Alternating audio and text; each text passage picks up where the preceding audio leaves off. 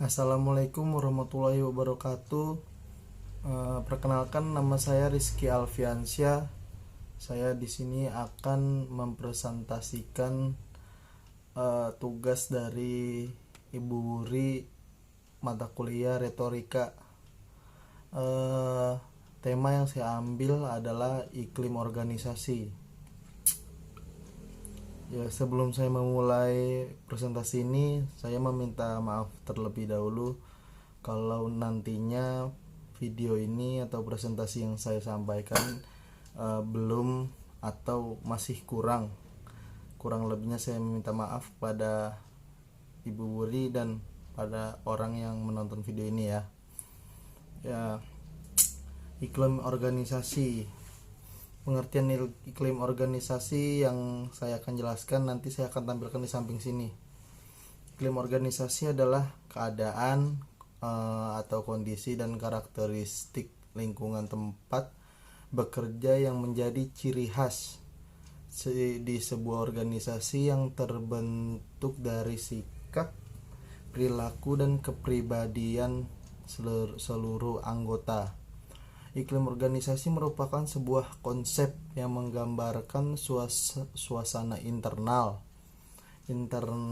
lingkungan organisasi yang dirasakan anggotanya. Jadi selama mereka beraktivitas dalam sebuah organisasi, mereka harus mempunyai tujuan untuk tercapainya sebuah visi misi di dalam sebuah organisasi.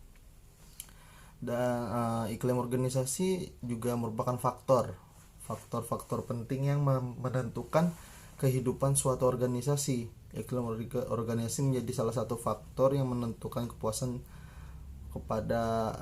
kerja kepada karyawan dan pemimpinnya. Oleh karena itu, memperbaiki iklim organisasi merupakan salah satu cara paling efektif untuk meningkatkan kepuasan kerja yang selanjutnya menjadi faktor pendorong keberhasilan sebuah organisasi. Di sini ada beberapa sumber pengertian iklim organisasi yang saya cari di internet dari beberapa sumber, tapi tidak semuanya bisa saya sebutkan, hanya beberapa. Menurut Wirawan pada tahun 2007, iklim organisasi adalah persepsi anggota organisasi mereka yang berhubungan secara tetap dengan organisasi mengenai apa yang ada dan terjadi di lingkungan internal organisasi secara rutin yang mempengaruhi sikap dan perilaku organisasi dan kinerja anggota organisasi yang kemudian menentukan organisasi. Nanti presentasi akan saya tampilkan di samping saya. Dan ya, sumber yang kedua menurut Stairs pada tahun 1985,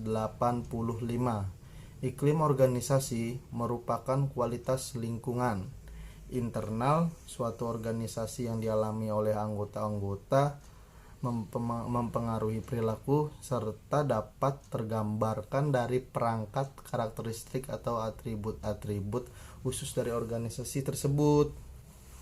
Itu yang saya ambil dari internet, dua sumber saja, dan masih dari Stairs. Menurut Stairs terdapat 9 aspek yang membentuk dimensi struktur organisasi. Di antaranya struktur karyawan mempersiapkan dirinya mengetahui aturan, peraturan, prosedur yang ada serta birokrasi tertentu dalam organisasi. Yang kedua, tanggung jawab. Karyawan mempersiapkan dirinya menjadi seseorang pemimpin dalam melakukan pekerjaannya sendiri tanpa perlu meninjau ulang keputusan yang diambilnya. Itu tanggung jawab. Yang ketiga, penghargaan. Karyawan mempersepsikan sebuah penghargaan yang diterima adalah hasil dari pekerjaan yang dilakukan dengan baik. Itu yang ketiga. Yang keempat, kehangatan. Karyawan melihat keseluruhan persahabatan yang terbentuk dari interaksi kelompok sosial secara informal di dalam organisasi. Yang kelima, dukungan. Karyawan melihat pemberian bantuan yang dilakukan berdasarkan pada hubungan timbal balik antara atasan dengan karyawan. Yang keenam, standar. Karyawan melihat standar kinerja yang dinyatakan secara implisit dalam dan eksplisit dalam organisasi. Yang berapa sekarang? Yang ketujuh adalah konflik.